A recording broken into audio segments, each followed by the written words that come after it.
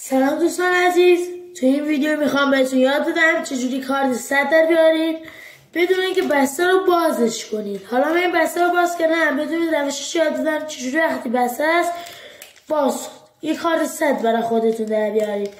الان من کارت میذارم داخل بستمون. بچه‌ها دقت کنید. خب دوستان، من کارت رو درون بسته قرار دادم. بچه دقت کنید، همیشه کارت 100 پشت هستش روبروشون. خب شما برای اینکه کارت 100 در بیارید بعد این گوشه ها رو کامل این کارت رو بدین تو، فیگور رو بزنید کنار و بسته رو به این صورت که نشون میدم خم کنید. خب شما اگه به این ویدیو الان دقت کنید،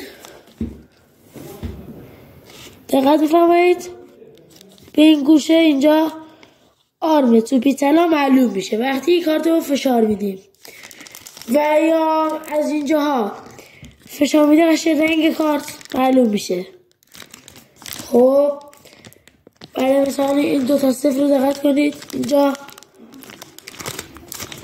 خب اگه به این گوشه دقت کنید علامت صفر معلوم میشه و شما مطمئن میشید داخل بسته کارت 100 هستش. خب دوستان، خدا نگهدار.